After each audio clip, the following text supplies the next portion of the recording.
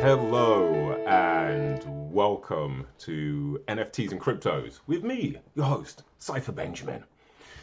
So we've got a few bits and pieces to talk about today. What we're gonna just to go over the kind of the format of the show. This we've already run this a couple of times over the previous weeks with a slightly different format, but we're gonna try a few different things. So this week we actually have an actual agenda. So a couple of things we're going to be discussing today. We're going to be, again, talking about Terra, Luna, and we're going to be talking about Terra, Luna, and the debacle that is that entire scandal. We're going to be discussing Do Kwon and what he's doing. Then we're going to be moving on, having a quick discussion on some of my favorite NFT projects. And this is where we're going to have some people come up and speak to us and tell us all about their projects and how awesome they are as well. But we're going to save that for a bit later to give people a bit of a chance to get in here. And then we're going to have a discussion about tokenomics. What are they? I mean, we are all out here investing in NFTs, in crypto, in all of these amazing things, and yet very few of us actually know what on earth tokenomics are. In fact, we've got a couple of guys here from some other projects joining us. So just very quickly, I'm going to hand the mic over and let people introduce themselves. So Noble Savage, you have the mic. Just a quick, brief piece about who you are and what you're doing here today. And what is your understanding of tokenomics? How you doing, man? Hey, man. Yo, my name is AJ. I'm a lawyer from Louisiana. In the space also is my partner and also co-creator Bryson is Noble B. Noble Savagez is an anime project based in Web3 where we're giving voting rights as I guess also a form of tokenomics and giving them a token to vote on certain aspects of our show, and we plan to have not only our version of the show but a Web3 version, not unlike into like Full Metal Alchemist and Full Metal Alchemist Brotherhood. Ooh, damn. I'm feeling that already. No, go on. Oh, listen, man, this is going to be absolutely crazy. We actually already have 6 seasons done. And to give you an elevator pitch, think if you had 4 black Deadpools from the hood and they pissed off and nobody can stop them, basically. Okay, I'm in. I'm already sold. Okay, Warner Brothers, Orange Comet, if you're plugging in and listening to this sounds like a freaking awesome franchise. Don't let Joss Whedon anywhere near it. He will screw it up. Okay, Matt, sorry for the interruption. Go on. That's freaking awesome. Oh, listen, man, it's going to be absolutely crazy. Because what we've done is essentially we finished our anime already. We actually have a ton of concept art, and it's attached to the Twitter, it's attached to the Instagram for people to see. We already have a website up, and the thing is, we finished it so that we could know the story so well that right now, if you kill if anybody that were to vote on, say they didn't like a main character, we put out the first version of the show. You can kill off that character, and we know every storyline that affects. We'll be able to take away those storylines, so when people watch season 2, they then know what they lost. So now, when they vote again on the different episodes they liked, didn't like, and whatever we let them vote on, they make better decisions because they now know the things they lost and the things they could have had based on whatever storylines they get next. Hold on. So let me just get this straight a second. You have this whole series of animes already done, or multiple seasons, and token holders can actually vote on the destiny of the characters. And because you've already mapped this stuff out, the stories can still continue organically based on how people vote. Jesus Christ, that's incredible. Hey, thank you, man. So the first 6 seasons are done. It's like 121 episodes as far as being mapped out in the concepts, every twist, every turn. I think between seasons 1 and 3, you follow about 16 different storylines. You get new storylines per season, and then you follow a few of those 16s are still going on between 3 and 6, but you also get another new set of storylines. And since we've been dealing with the story for so long, once we have it in production, basically after we get the money in, we get it animated. After each episode, we're like, all right, did you want this person to survive this fight? Did you want this character to not die? Did you maybe you wanted somebody else to have a different love interest? And what they don't understand is the second they make those very beginning, they like, oh, change this. We're over here like, well, now season 6 is different, and you won't know that until you get between seasons 2 and 3 and you see that storyline develop, which now brings a level of caution. So now we won't have to worry about our voters going crazy, because now they're like, what? We need to be a little bit more cautious of who we killing off and carrying off, because they're real effects and they're done. Damn. Okay, I mean, I've got to be honest. Well, first of all, I'd like to say thank you for coming on the show and telling me and everybody else about it. And just so you're aware, by the way, I am doing a bit of a multi-format experiment here. I am live streaming this on Twitter Live Spaces, but I am also recording this for my YouTube channel as well with a video feed. So basically, this will go out to multiple audiences. So thank you for coming on here and telling me about it, because I got to be honest, that is incredibly innovative. I mean, I've not, outside of a computer-based system where you have those classic adventure, or a book where you have those classic choose your own adventure kind of dynamics, I've not seen it explored in this way, A, in animation, and B, in the Web 3.0 area. So that's really cool. I mean, what kind of technological stack are you using? Are you going to be using any form of automation for this in terms of how the stories are driven? Or is it just a case of this is very much a labor of love and it's all manually put together with all the different threads already pre-done, as it were, based on what people choose? Oh, no. So, and we actually toyed with this a few months ago. We partnered with a few different people we had to explain it to them. And when they entered the call, and for fun, we just killed off like 2 or 3 of the main characters and made up a new season worth of story in front of his face. Oh, wow. I'm actually, me and my partner are actually excellent storytellers. I actually have a separate anime for 2 different continents on this planet already done. My partner has already started to flesh out, and I think they're mostly done. 2 other shows of his own. We have somebody that we work with that wanted a story. The first day he got on the phone with me, I basically gave him the entire skeleton to his story and what we're doing. Now we're working on building that out for him. So it's no effort for me to come up with a new storyline, because I know my entire story, our entire story. Wow. I mean, anything you do, I know all of the effects rather instantly.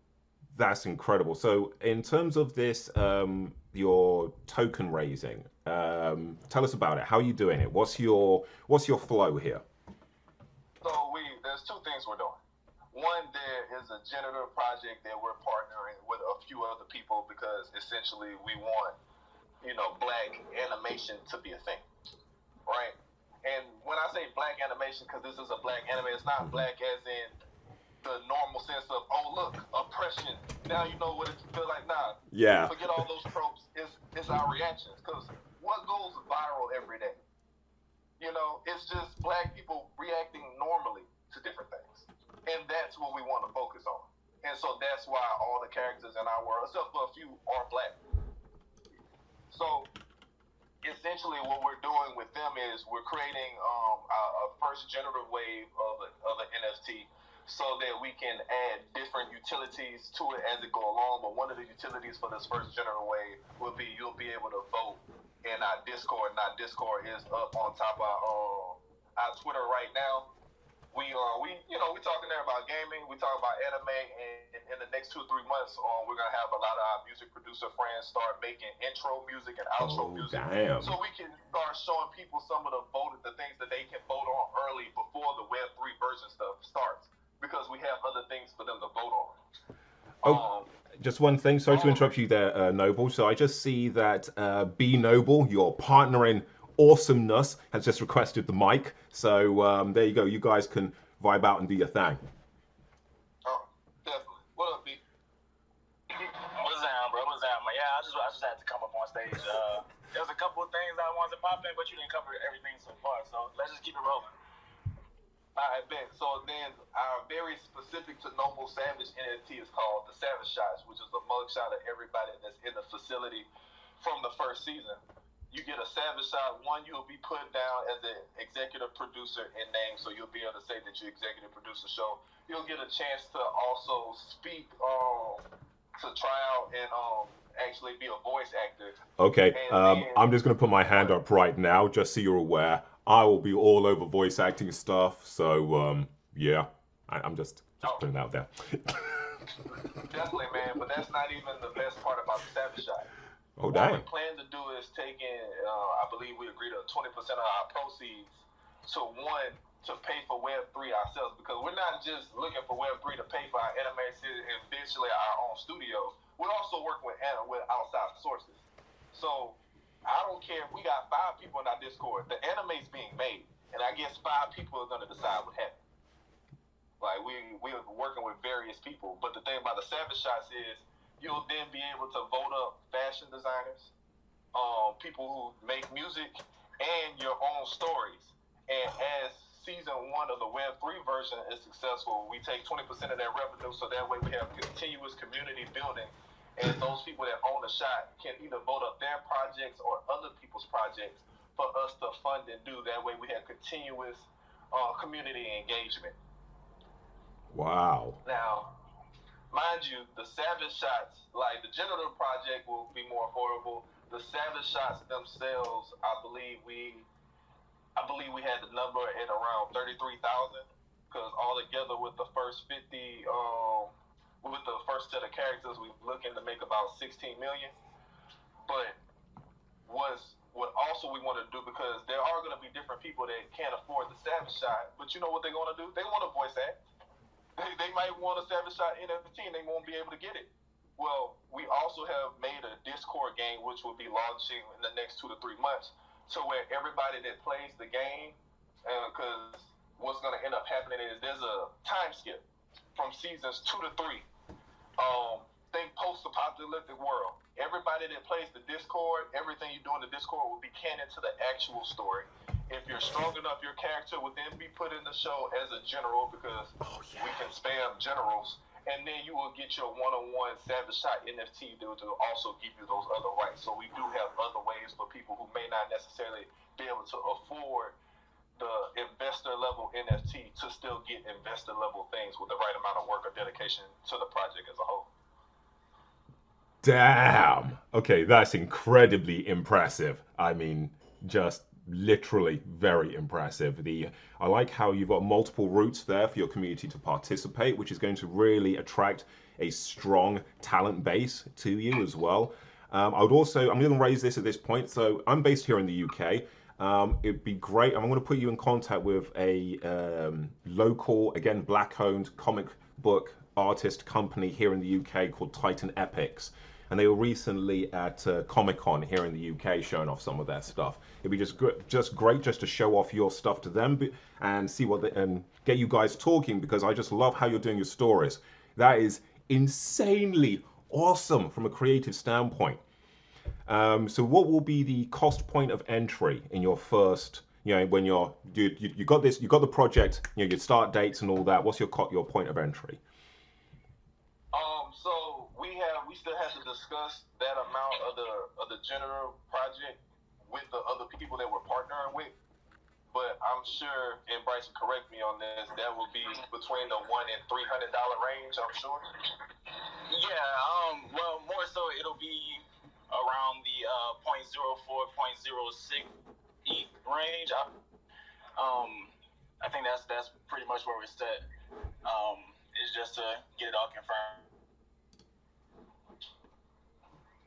Okay, that makes sense. I mean, to be fair, in terms of projects with a lot of utility, if you look at the projects with the most utility going on out there at the moment, like Orange Comet stuff, for example, you will see that that is kind of the price point. If we look at the Palm and DC recent Batman Cowls drop, that was $300. Walking Dead Walker passes, $311. So that $100, $200 for an NFT with actual utility, and I say that with with extreme bold. If this was written, it's stuff with actual utility, which is like what you've just pitched. Yeah, I can definitely see the value in that. So count me in. I'll definitely be picking some of those up. That is definitely interesting. And sure as hell, if I didn't do this, yeah, I don't mind the sound of my own voice, so I have no issue doing some voiceover work as well. Preferably put me in the direction of a supervillain. Yeah, I'm all over that. Just like to say thanks, Noble Savage and Be Noble, and I would also like to just introduce everybody to Metamoo. Give it up for Metamoo. Metamoo, who I've invited to be my co-host for the shows from next week. I'm going to kind of put him on the spot now and see if he's actually up for it, here and live in front of everybody. That wasn't a shitty thing to do at all. Hi, Metamoo, you have the mic. Yo, what's up, y'all? We in the crypto NFT space with Cypher Benjamin. Let's go. I'm loving how Noble Savagez showed up today. Appreciate y'all for sliding through. Project sounds amazing. Yeah, I'm enjoying myself. Wow. Okay. Well, excellent. Thank you, Meta. Right. So we can actually get things slightly back on track, back to the agenda, because unlike normal, I'm not gonna keep this rolling for like 3 hours and then suddenly looking at the clock and go, oh my God, 3 hours have gone. We're actually going to be really well organized. So let's get to the first agenda item, which is, drum roll, ladies and gentlemen. It is, of course, us talking about none other than Terra and Luna. So I'm going to just open up this discussion by reading a quote, which I think is really perfectly sums up the whole issue with Terra and Luna. So what I'm about to read to you is a tweet which was sent to Fat Man, which kind of perfectly sums up the damage done by the Terra Luna debacle. Let's call it what it is: fraud. It's a scam. Yeah, scam. I think that's a more apt word right now for this. So what we'll do is we'll go through this quote, and then after this we'll go through a whistle-stop tour of what the actual issue is. So this is a quote, a tweet which is quite prescient for a lot of people who've invested in Terra and Luna right now. I am from Ukraine. We are at war. Our local currency is unstable. It is also impossible to store in dollars in the form of banknotes. We spent the night in a shelter. The authoritative company Terra promised that 1 UST equals $1. I believed. I am not a speculator. I just wanted to save money. It was not only my money, but my family's money accumulated over the years. My parents are already dead, and my wife's parents kept their money with us. This is the third major loss in my life. Before that, there was a loss of an apartment in Donetsk. I also lost most of my savings in one of the Ukrainian banks, which went bankrupt. But now this is the biggest amount for me, and during the war, neither I nor my family will be able to survive this. Another quote from another tweet from somebody else experiencing issues. I am a single mom to 2 young children. That money was my safety net. Since losing it, I feel completely insecure and afraid. I find myself waking up in the middle of the night feeling panicked about the uncertainty of my financial future. If anything happens to the economy and I lose my job for even a single paycheck, I won't be able to provide for my children. I've been on edge and finding myself smiling less and crying more. It has made it hard for me to be present with my children because I'm so filled with constant worry, as well as a mixture of shame, guilt, and embarrassment for losing the money that was supposed to provide stability for my children. Wow. This is literally just the tip of the iceberg of what is going on with this. So Terra, Luna. Terra, massive blockchain set up by none other than Do Kwon. Everybody thought he was an awesome guy. Everybody thought he was an awesome guy, even when he was openly talking on crypto shows a few years ago about how Terra has a built-in kill switch, ladies and gentlemen. I think it was back in 2017 that during an interview, Do Kwon stated live on that interview that Terra has a built-in kill switch. So that, and I quote, you know, if things get too bad or it gets a bit too crazy, we can always shut everything down and just go. And one of the things that shocked me most about the actual interview, and the guy doing the interview, in fact, was the fact that the interviewer was actually turning around going, well, you know, that's pretty good. Yeah, that's really cool. How is that cool? A founder has just admitted way back when that they have the ability to kill the platform dead if things get too much for them. No, ladies and gentlemen, that is not a good thing in any shape or form whatsoever. In fact, that's egregious. It should be illegal. Anyway, as we know, the Terra network lost its pegging with the US dollar a couple of weeks back and pretty much just collapsed. Fell flat on its face. Now, of course, there are rumors, lots of rumors, that there was other people at play here. BlackRock. However, what appears to be the biggest bugbear of all of this is that the founder himself in the Terra Luna system seems to have been pretty intent on defrauding everybody in any case. And Terra doesn't just affect Terra itself. Terra also affects a number of other protocols, none other than Anchor and Mirror. Now, the Anchor protocol is meant to be Terra's lending borrowing platform, and it aims, and I quote here, to produce a simple and safe savings platform for mass adoption. Mass savings platform. This should terrify everybody and kind of tell you all what kind of happened. When Terra lost its pegging, it actually lost $31 billion off of the entire system. It evaporated, it disappeared into thin air, if you will.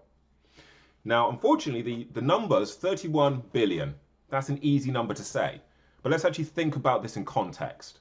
If you look at every single article, every single thing out there, they're all pointing out the same consistent thing here, which is that the Terra platform and the various protocols that support it were ostensibly marketed in countries and territories and to people who A, do not trust central banking systems, and B, are living in countries which are more or less abandoned by them, and C, do not have ready access to the same kinds of communications and banking facilities that the rest of us in the Western Hemisphere take for granted on a day-to-day basis. They've targeted the poorest of the poorest in this world. Terra was huge, Anchor was huge, Mirror was huge, all across Africa and India and various other countries. So imagine, I think this kind of gives you a better idea of how deep this hurts and how much it doesn't just hurt the crypto industry as a whole, but actually how it hurts people. This is a people tragedy happening right here. We have war in Ukraine. We have Russia invading places. We have record inflation in every country all around the world. We have the great walkout. We have the great resignation. We have had the pandemic. And while all of this is going on, we still have really, how shall I put this? Let's be on evil people basically setting out to make money for themselves. Now let's talk about this. One of the things that apparently occurred is that several billion of Bitcoin, over 3 billion of Bitcoin, was meant to have been mobilized immediately and put back into the system to try and stop this heinous drop of the Terra Luna depegging. However, that's not what happened. In fact, a Twitter investigator going by the name of Fatman, or @FatmanTerra, has been digging in deep and digging in long into the Terra issue, and is a member of the Terra Research Forum, where they have actually been uncovering a lot of things. So let's actually take a look at this for a moment. Bear in mind, all of these things you can actually independently verify and check for yourself fairly easily as well, just by doing a simple Google search. So if you take a look at this, the research that Fat Man Terra, has put together is constructed by going through a bunch of forms that were filled in consensually by over 146 anchor victims, basically. Over 90% of the victims had their finances severely impacted, and over 30% of the victims have impaired their relationships with their significant others. I mean, has anybody, just to put this into perspective, has anybody here, I mean, I don't mind handing out the mic to anybody who's got a story to tell on this, has anybody here actually managed to impair the relationship with their significant other over financial or crypto issues? If you have, raise your hand, because I would like to hear from you. Now, one of the most alarming statistics of all of this, with the anchor debacle particularly, is that over 40% of the victims have considered self-harm or suicide at some point in this crisis.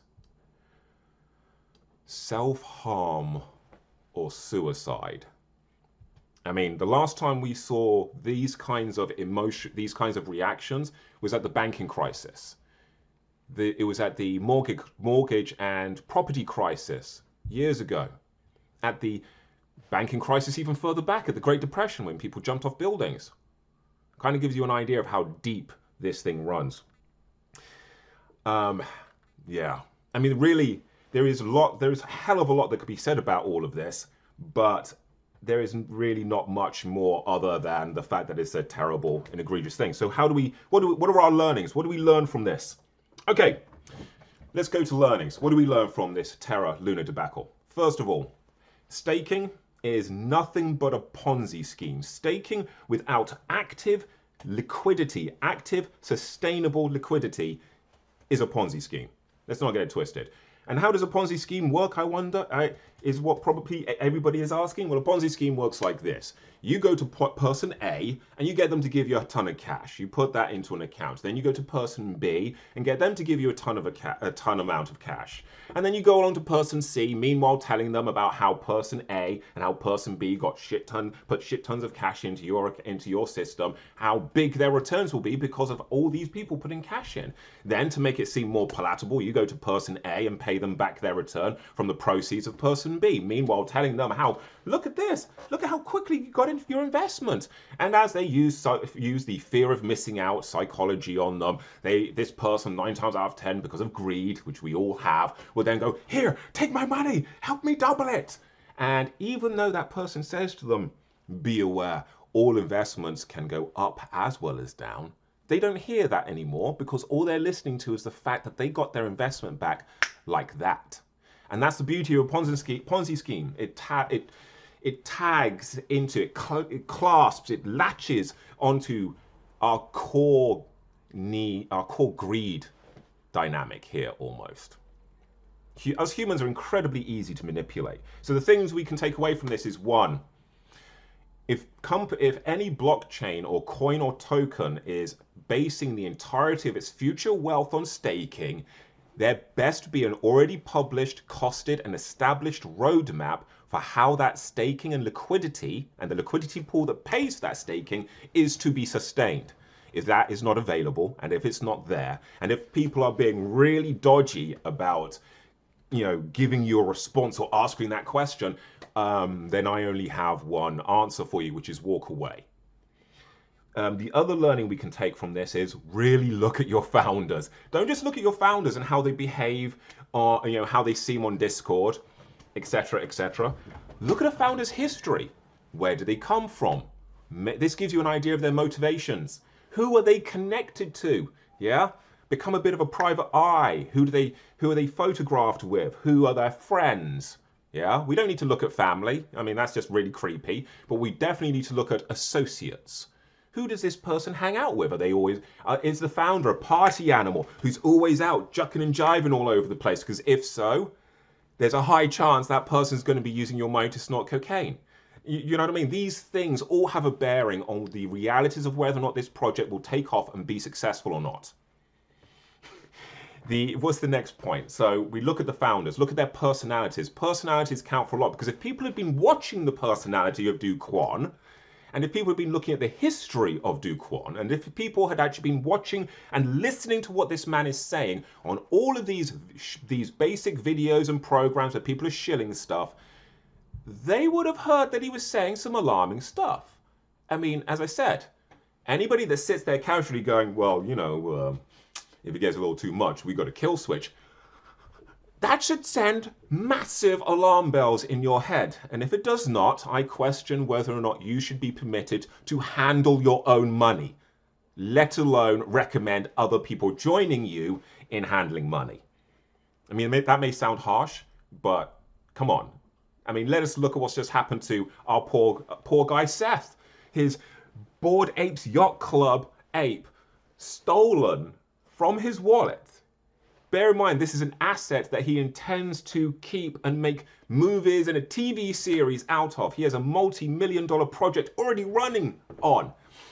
And because of greed, ostensibly, he decides to click a link in a phishing email that takes him to obviously a phishing website and connects his wallet. I mean, what other answer is there for why he would do that other than greed? Sorry, Seth, you're a rich guy. You shouldn't kind of fall foul to that kind of mechanic. Just saying. Don't want to be nasty because I love your work, but gee, come on. Damn. You know? And this brings me to my next point. Let's actually talk a little bit about security. Okay, so everybody, pretty much everybody in this room, or most of us in this room, or anybody inevitably watching this at some point may have, or has, or will lose an NFT thanks to a phishing project or a scam website or a rogue smart contract. But there are some key things to remember, ladies and gentlemen, and others, or you know, however we all identify ourselves and each other. There is another thing to think about here, which is be cautious, be slightly paranoid, and no amount of security is too much security. Maybe unless, you know, I don't know, maybe if you have a vault somewhere where you have to breathe on it, on the lock, and it tells you your name and genetic code, that may be a stretch too far, but we're getting there. So how do we keep our... Sorry, Can you speak on the aspect of how these hacks are like social engineering? Yes, actually, we're just going to cover this one point first, and then Metamu, I'll hand over to you definitely on that, because that's incredibly important. So the mechanics of keeping oneself safe daily is have your most valuable NFTs in separate wallets. These wallets preferably should be hardware wallets, and they should be cold stored, which basically means kept offline. Never use a wallet carrying your most valuable assets daily for free mints or for anything like that whatsoever, because if you do so, you will fall foul to these issues. Now, for those of us who have NFTs which have other purposes, then make sure to contact the NFT providers, because I'm sure they will cooperate with you in changing what your root address is so that your rewards can come through to you. Because let's be frank, everybody understands this now. It's happening to too many of us. And yeah, Metamu, let's hear it. Lay it on us. Social engineering 101. I don't have the one-on-one, but I mean, I've been in a couple of conversations in a couple of different Twitter groups, and it's not even so much that there's danger in the space or that there are, you know, phishing websites. It's that we are being socially engineered to want to partake in those kind of things. That we are being social engineered to want to click on links. That there's danger in the space or that there are, you know, phishing websites. It's that we are being socially engineered to want to partake in those kind of things. That we are being social engineered to want to click on links that might lead us to something free, that might lead us to a better opportunity. Because, you know, I think the focus right now in this space, which is rapidly changing, is the get rich quick, you know, kind of snake oil type of environment that we're in. Because everybody heard of Bored Apes and everybody heard of that's how it's easier to be socially engineered into clicking these links or into falling for some of these scams. And I've definitely fallen for them. There was an Azuki bean drop. It was supposed to be I'm hella dumb. I was kind of newer in the space, and I should have known that it was a hack because it was an airdrop that I had to claim. And they fished right out of my wallet, but I'm lucky that it was a hot wallet, and so they only got the best of my garbage. So can you tell us what was the best of your hot garbage? A lot of effort. I mean, exactly. I mean, that is an exact. Bear in mind, you know, our very own High Apes Club, our community wallet got hacked through phishing. You know, this stuff will happen to the best of us. Yay, Seth. If anybody. Yeah, the dev over at Homies got hacked too. Hold on, what? The dev over at Homies NFTs, like Homie G's NFTs, he's a very proficient dev too, and he got fished. No He got a way. whole NFT world taken. Do you know the story behind that? No, he didn't say. He just posted in the channel, just like everybody be safe. But it might have been the same thing around what happened to Seth. And he was using the community wallet, so that was the community NFT worlds. But it probably was the same thing, right? Got fished because he was probably going for an opportunity that somebody put him on or he saw, and I don't know why he would do that with the project wallet, but anyway. Well, this is what brings me to my next point about security and how we keep ourselves safe and secure. Because security, let us be honest about this, it's effort. You know, how many of us have been struck there and we're just constantly having to go, every time we visit a new website, we've got to whip out our mobile phone or whatever our preferred device is, and we have to get on there to do two-factor authentication, etc., etc. Security is effort. People don't want to keep switching between different wallets for different things. But you know what? This gives me an idea. MetaMask. I'm going to put this to you. Surely there is a way using your browser plugin where we could have multiple wallets without having to completely change them every 5 minutes. But hold on. I think there is, ladies and gentlemen. So for those of you who will end up watching the video feed, or the video recording, I'm just going to switch over to my screen now and show how by clicking on MetaMask, you can actually select a different account for your different wallets. Yes, that's right. You can see that I have a dump wallet, I have a wallet for my OpenSea commissions, I have my Prime wallet, etc., etc. So basically, there is no effort involved here. There's just a tiny bit of forethought. Nothing else, just forethought. Thinking ahead. Create your hot wallet, create your dump wallets, create all these different wallets that you feel that you need, and get used to switching between them on the fly. Because it will save you a lot of hassle. You know, it will literally save you money. It will save you that generational wealth that I know that you're all working so hard to actually get towards, you know, and gather and strive for. So, we've kind of really segued. I mean, I was going to say we should be talking, the next component, the next discussion point was going to be ethics of managing a project. But we kind of already segued into that, really. So let's talk about that. Ethics. Can anybody here kind of give me like a definition of what they would feel would be the definition of an ethically run project? Or can they give me an example of what they have seen as an ethically run project? I mean, while I wait to see those hands go up, by the way, ladies and gentlemen, don't forget, share this show, everybody. Share the show everywhere. You know, send a tweet out there, share it out far and wide, see how many people can join. Because right at the end of this show, I will also be auctioning away the special edition 1-of-1 NFT for this show. Now, the reason why is this special? Well, it's just an NFT, it's just another picture. No, it's not actually. So, the live recording that is being recorded on OBS and is going to be put onto YouTube will only be released on YouTube in 2K, or maybe even just 1K. So the only way that you're going to be able to get the video in 4K native will be to get that 1-of-1 NFT. Now, why is of that any use? Well, the reason it's of use is because it's a demonstration in the philosophy of decentralization. YouTube delist videos like it is going out of fashion. I mean, it's ridiculous. Chances are, even though I've not actually said anything about C19, they'll somehow find a way of limiting this video.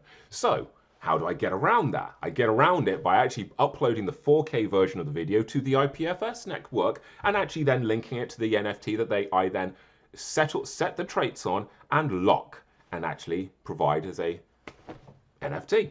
Helps to keep the lights on. So ethics in managing a project. Okay, let's talk about that a sec. Well, some of the things we already know and are seeing become more into prevalence in the world around us. Doxing. What does that mean? Well, basically, doxing means people are going to find out, or you're going to voluntarily give up information about yourself. You're going to self-identify.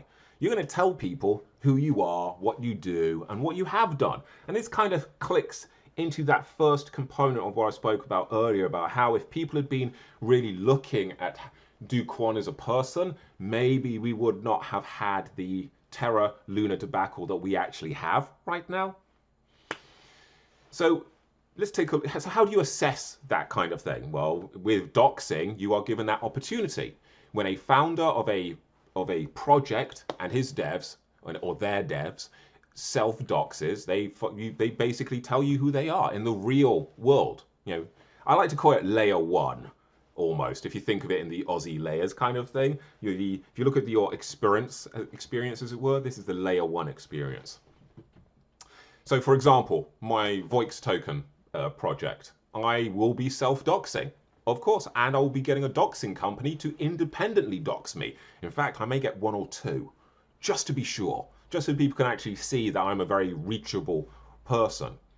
So in terms of ethics of a project, you know, the ethics of managing a project, I'd say that having all of the founders and having all of the devs and key personnel, yes, including mods, yes, mods, you don't get away, all doxed. Now, I know that some people are going to go, oh my God, that's a bridge too far, that's too much, man. People are going to have their privacy. This is decentralization. Yeah. No.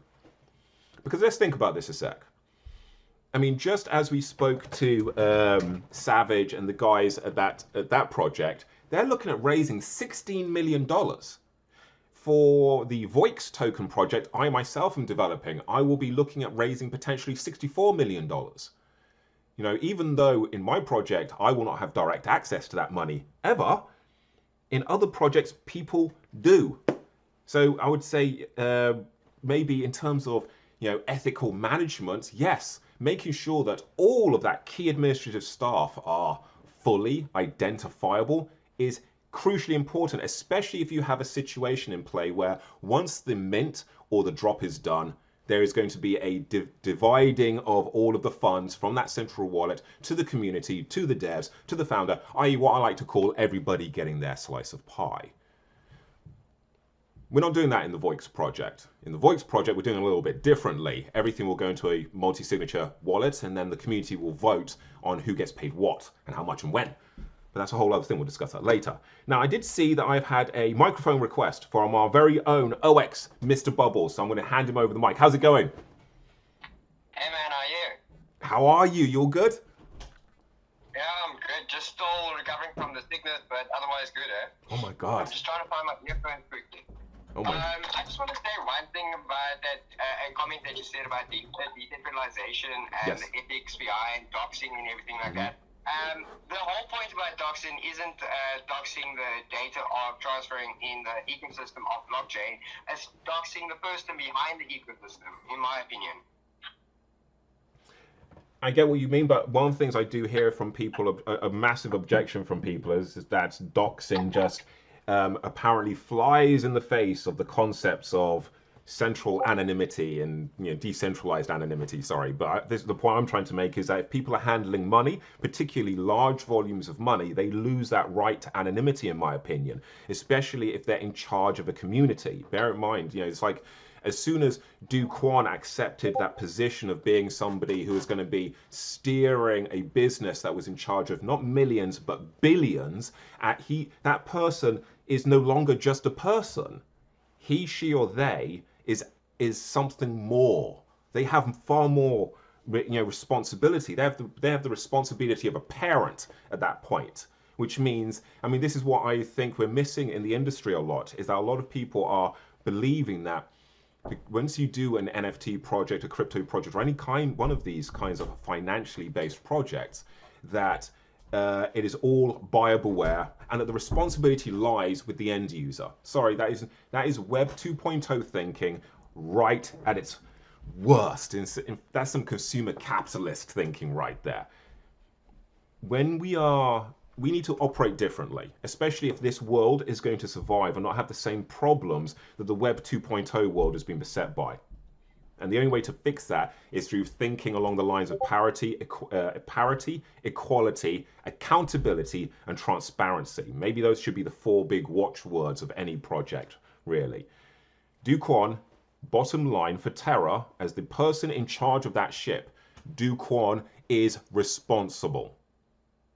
Therefore, they should suffer the consequences of violating that responsibility. Now, in terms of managing an ethical project, what does that look like in a day-to-day process? I mean, bear in mind, if we've already fulfilled the criteria that all of our staff are fully doxed and everybody is on the same page, you've then got to be looking at how else do we protect ourselves? I mean, you can rely on the community to self-protect to some extent, but as we see from a lot of these NFT projects, communities can be just as bad as the founders. I mean, who here has experienced going into a project which you then see later rugged, and you've got so many members of the community being aggressive with people? Yes, Metamu, I see your hand goes up. Yep. True. Oh no, my bad. Yeah, I agree with you totally. Things fall apart and things get really, really toxic.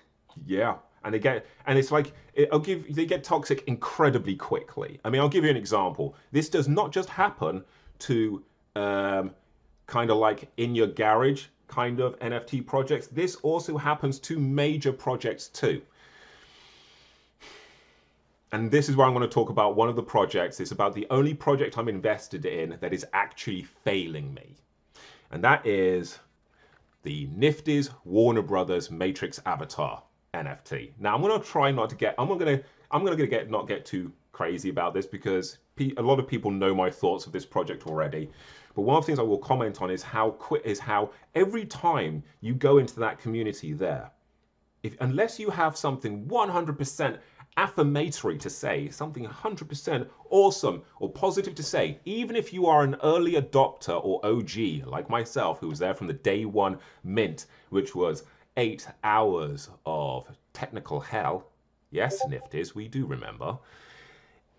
You will find that the people there are incredibly aggressive and will shut down any talk of how much of a dumpster fire the project actually is. I mean, the reason, okay, if you're wondering why I'm saying this, there are a couple of reasons why this is a raging dumpster fire. I mean, first of all, Nifties have not kept to one of their promises thus far.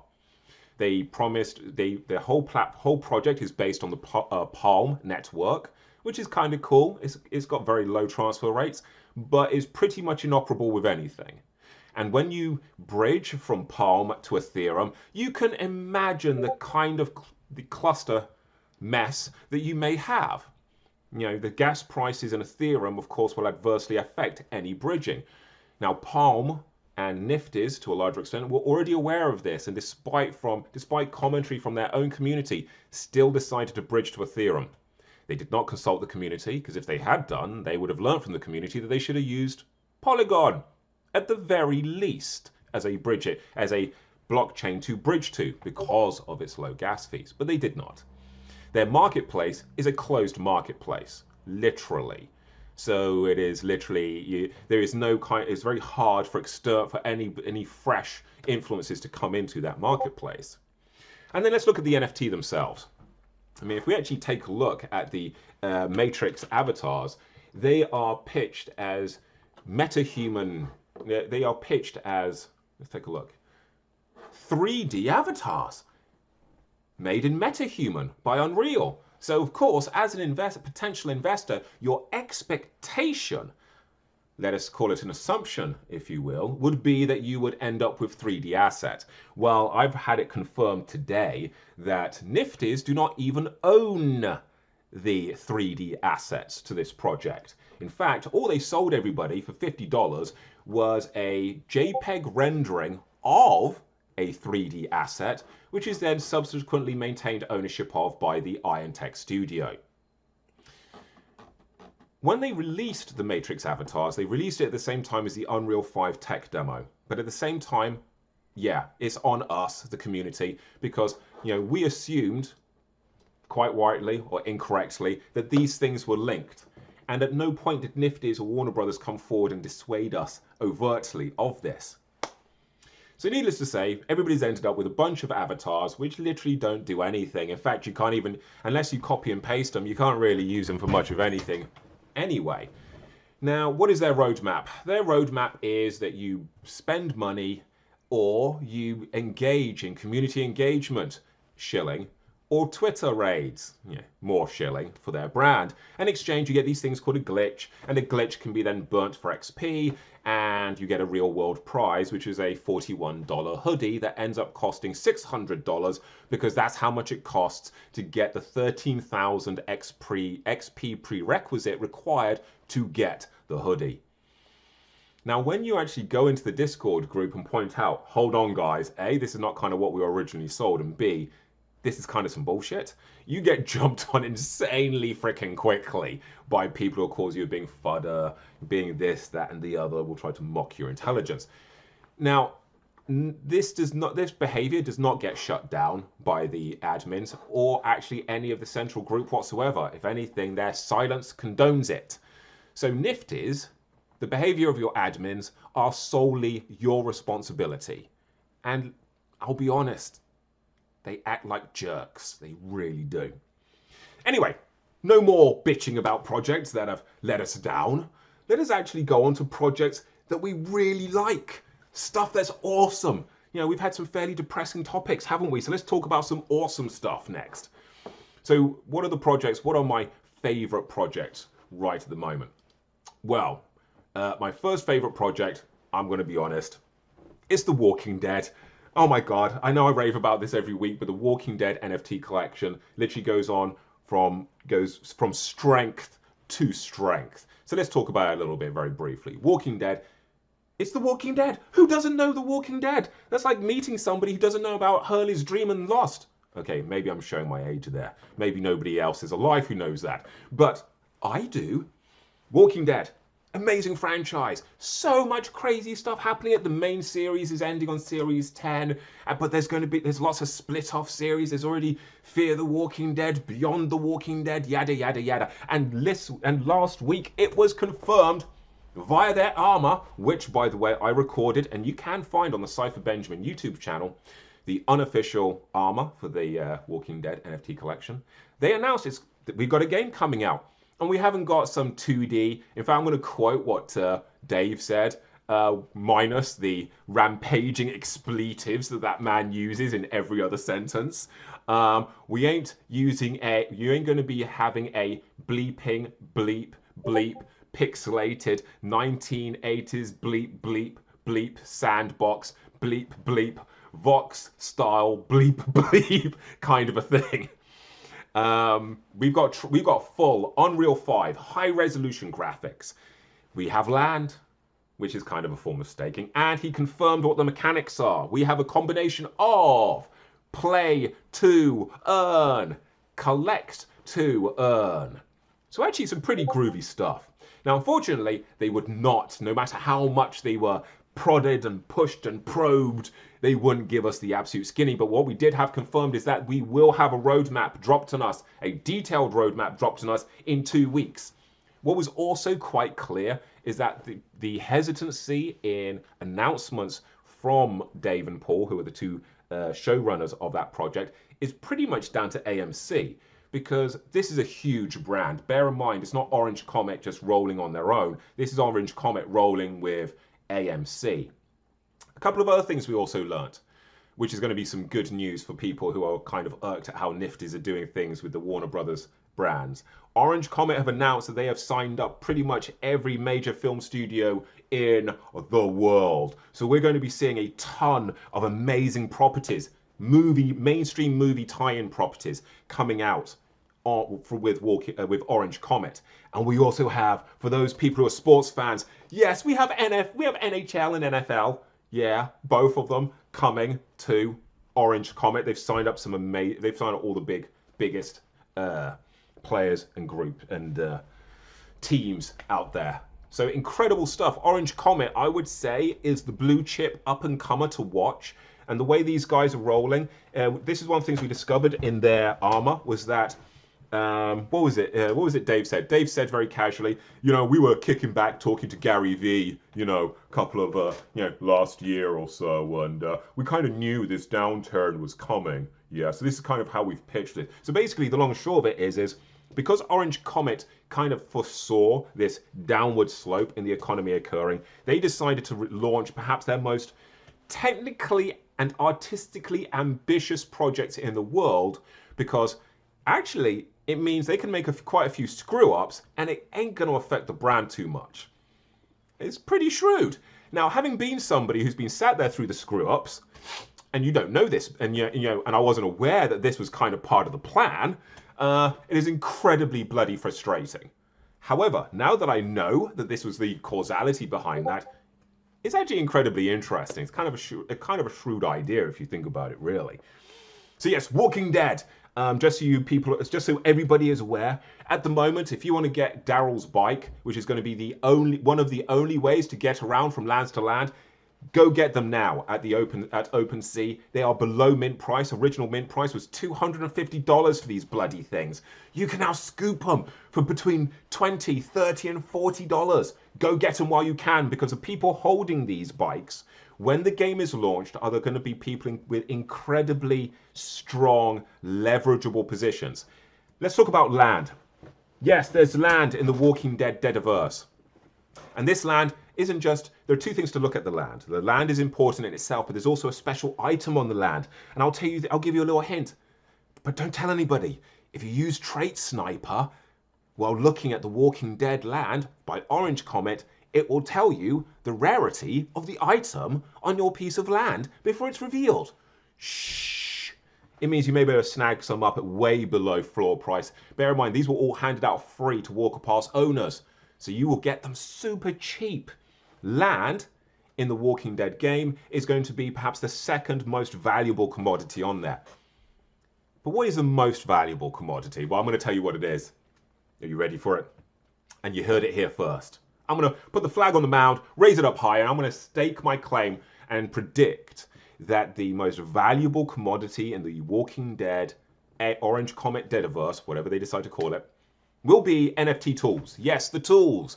When you're looking at the bikes, do not base your purchasing decision of the bikes based on rarity or what it looks like. Take a look at the details. Take a look at the drop-down tab and look at the details, because it's the details where the true clues lie. In fact, for those of you who tune into the video OBS video feed once it goes out, you'll be able to see on the screen in a moment when I pull it up the stats I'm referring to on the bikes themselves. Now, everybody's running around purchasing these things on the basis of rarity and looks. Yeah, look at these beautiful things. The floor price is 0.022 Ethereum. So let's take a look at some of the floor price bikes. Ooh, look at that Knight Rider. Doesn't it look beautiful? I mean, look at that. Bear in mind, nifties, if you're watching this, that is what a 3D asset should look like. Anyway, these properties are amazing, but ignore the properties. The thing that you should be looking at is the levels. This is what is crucially important about this particular NFT, is the levels. Battery, brake wear, damage, fuel, and tire wear. The tools NFT will fix these levels. They will help you repair, they will provide fuel. But not just that. If you take a look at the actual levels and stats on your walker passes, you'll notice that they actually include a number of interesting things as well, like key code, entry systems.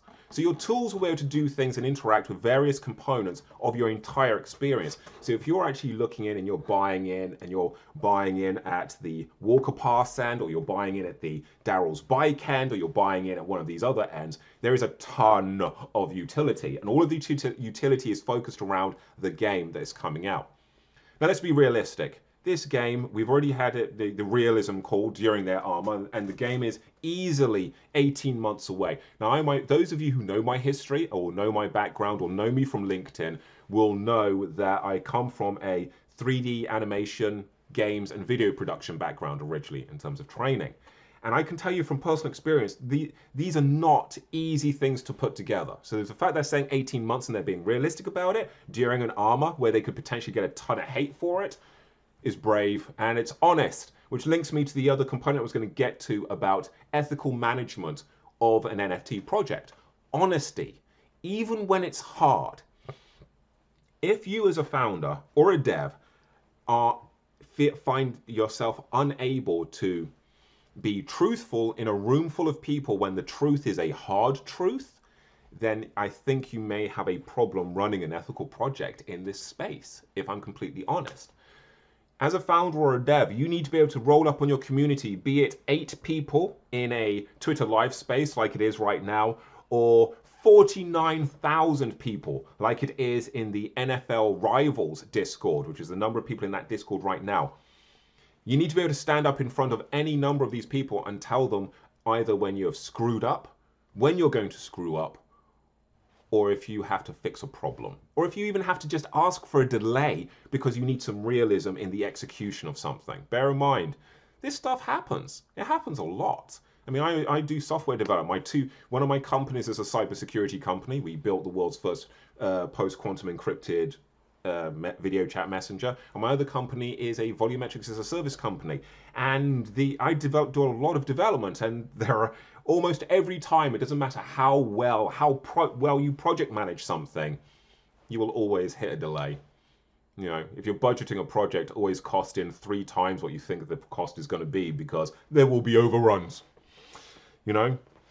So that's the first of the projects. That's the first project that I really love. And the other project, which we're going to just cover now, is one I've been part of for a very long time, and one that kind of inspired me to start this show. Yes, that is the High Apes Club. So the High Apes Club, that project is still rolling. The project is still running. It's just been very quiet quite late. So what is it? The High Apes Club basically is stoned apes. Apes that look kind of high. And they have all kinds of various awesome looking attributes. In fact, there is a Vox 420 special edition lurking around out there, which was minted as a special edition, you know, because of c'est moi. Hell, it even has JB Afro. Yes, JB's Afro has been immortalized already in an NFT, and it's one of the High Apes ones. Now, unfortunately, the High Apes Club did hit some snags. As I said earlier before, the community wallet got hacked, unfortunately, via phishing.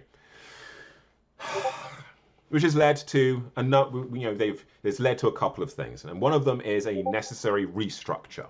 Now, one of the projects that was tried was a poker game, which was unfortunately unsuccessful, but I'll give these guys their due. You know, they ain't down and out. They're actually still continuing, and the restructure is involving possibly multi-chain. But I'm not going to give away the details. All I will say to you guys is that I do believe in them and the project, and I think it is going to go the duration. However, as is always the case with these things, you know, it could shut down tomorrow.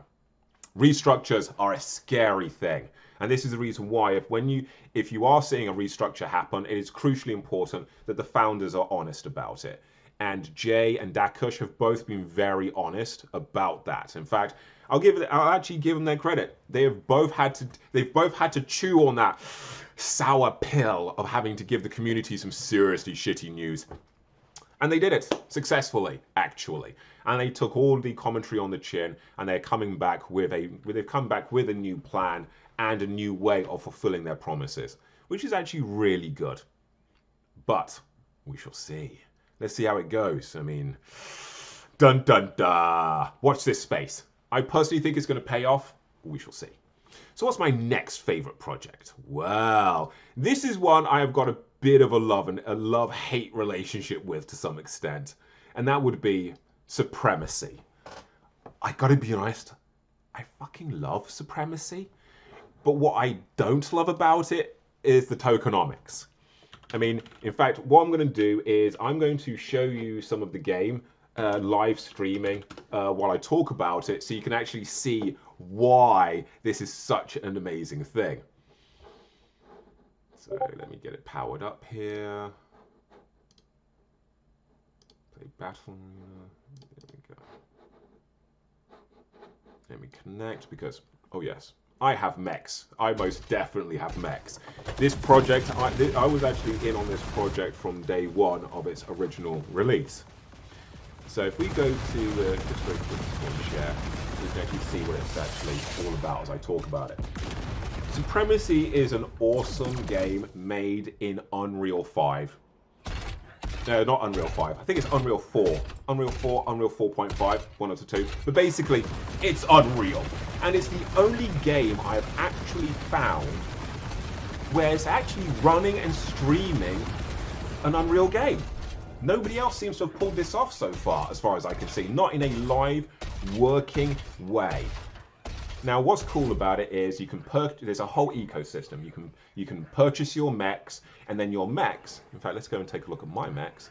Your mechs. I have 3 mechs. I have Zatuchi, Shinji, and Aiko. The way it works is you deploy your mechs into battle, and then, as we shall see shortly, you are able to then bid and spend SUPs, which is their on-chain currency, and actually support your mechs in battle, or support other people's mechs, or support one of the 3 factions in battle, and you win various rewards for that participation. Now, one of the original mechanics was you actually received a reward for watching the stream, and unfortunately, like with all of these systems, people used bots and just ransacked it, unfortunately. So that mechanic had to be removed. So until they find a mechanic that actually allows them to beat the bots, the rewards for just watching will no longer be there, which is very unfortunate because this had the capability with the rewards for watching mechanic. It had the capability to turn this into a massive spectator sport, which would have had huge possibilities. And it still does have that possibility. It's very active from what I can see, and people are pouring a ton of cash into it. But therein lies the rub. The other mechanics, which will support the play to earn mechanic, are just not there yet. They will be, but they aren't there yet.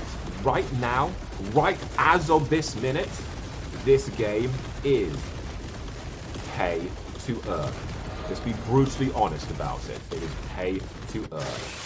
And while this game is pay to earn in that way, I will give it a huge, big red flag of caution. Because right now, Supremacy in its current state is very much like a casino gambling machine. It's like a fruit machine, almost. There is a method, there is a science to how you work it all out. But ostensibly, the tokenomics are exploitative. But the other components are coming out. For example, they have a proof of work mechanic coming out, which uses an actual app where you'll be able to solve puzzles and do various different tasks, which then fulfill the proof of work mechanic, which means via proof of work, you will actually be able to then play to earn. And as you're earning SUPs, which is their in-game currency, you're able to then convert that over and use that to purchase mechs, fueling stations, and all these other things which allow you to gain resources. So in short, Supremacy will be an interesting and awesome game, but right now, it is pure gambling.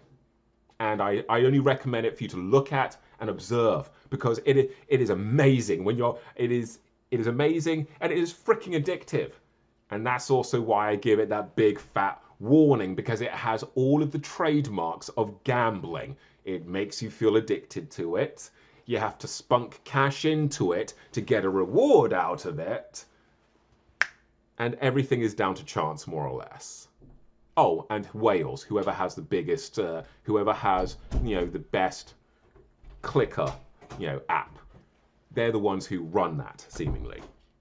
So yes, Supremacy, and I say with as I said, it's a love and hate relationship, because again, when I was in that community, while I've been in that Discord, they are quite overtly aggressive on anybody who tries to point out this is some exploitative mechanics.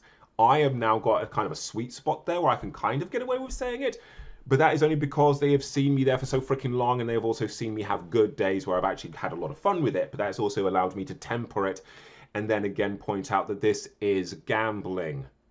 I mean, it's not like gambling like NFTs gambling. It is literally straight up gambling. You may as well just play poker at this point.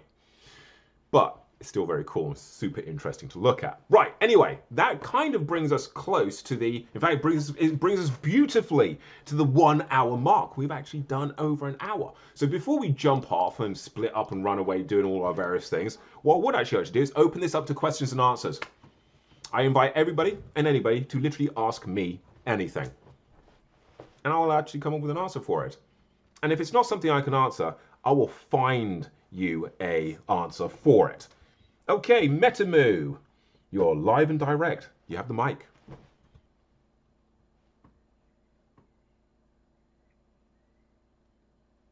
Metamoo, you want to speak? You got the mic.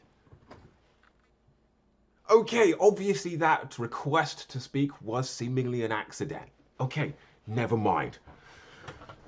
So as we wrap up, let's just look at, let's just quickly summarize we'll summarize the various points. In fact, actually, you know what? We don't need to summarize because people have a rewind button. This is the future. What the hell am I going to summarize for? In Quebec, let me just answer. We have, oh my God, Mickey, how's it going? I didn't recognize you from Heracles there. This is Tihan. How's it going, man? You have the mic. How are we doing, fam? Great show as always, man. Love listening, taking in the knowledge. It's not necessarily a question, but you know, I've just got a few projects myself. I've said to you before that I'd love you to look into. Yeah. Okay. Well, you know what? You have the mic. Lay it on us right here and now. Go on. Do the elevator pitch, man. Sell us. Well, basically, I know you're fondish of tokenomics and play to earn, so I'm part of a project and community called Gorilla Mansion that has, you know, a massive play to earn game being built on Unreal Engine 5. They have their own, you know, metaverse and ecosystem with business proposals involved and in-game tokenomics, marketplaces, all that kind of stuff. And you know, I'd just like to get your opinion on it. I'm very sure of it myself. I'm, you know, in part of the project and the community, and we've got a lot of stuff going on. Obviously, the game itself is going to take a while to be developed fully and be accessible, but we have lots of mini games and battle arenas and stuff like that to keep the community interactive and you know, engaged until we get to that stage. And lots of other customable drops and stuff like that. So I just really love to get your opinion on the project when you have time to look into it. And secondly, is a project called Ape Liquid. I'm not sure if you heard of them, but they started off as a raffle, and they developed then into a 1,650 membership, which you know, okay, developed into an ecosystem basically where they adopted lots of PFP projects and communities into their ecosystem and developed a coin and have enabled staking with their metal token, which at the moment seems to be doing very well, to be honest with you, since its inception. It has more than 7x so far within the space of a month. So like I say, you know, I respect your knowledge and your opinions. I'd love to get you to look into those projects and see what you think. That would be awesome, and thank you very much. And oh my God, you know, I always get, it's going to sound nuts. My wife is always telling me I need to deal better with praise, but it always makes me feel awkward. Don't know why. Thank you very much. And easiest way to do this is just post the link to the project in the in reply to the actual show on Twitter, and I will jump all over it, and I'll jump in the Discord and I'll take a look. And you know what? You can feel free to already say to the founders of both projects that they are more than welcome to join us at next week's show as well. Yeah, unfortunately, you know, Ape Liquid are doing, you know, a lot of stuff. They've got a lot of stuff. Oh, okay, yeah. Projects in their ecosystem. They're very busy. Oh, no, yeah, fair enough. To reach out, stuff like that. The Gorilla Mansion could definitely, it'd be great to get you incorporated in one of their spaces, maybe just as an introduction, and then we could set up a collaboration space on your end, maybe in the future. But that would be absolutely fine. I'm going back to praising that. Never be shy, JB, because I'll be honest with you, bro, it's needed in the space. As you know, there's a lot of miseducation and a lot of opportunists in the space, and you providing that coming from that genuine angle of trying to help people and give people knowledge is needed, bro. So you're doing a good job out here, bro. Keep it up. Thanks, man. And you know what? It's spread the word, because I want to get, if there are other people out there doing the same thing, bring them all here, because we need everybody having these discussions and spreading and actually considering them and spreading them out further and further. Now, one of the things I was going to do today was I did actually want to talk about, as part of the discussion of tokenomics, I did want to talk about the Voix token I'm building. But you know what? Screw that noise. We're going to do that next week. Because at the end of the day, just, you know, we've had some interesting stuff. Let's actually focus on projects. We don't need to focus on my project. There'll be plenty of time for that next week.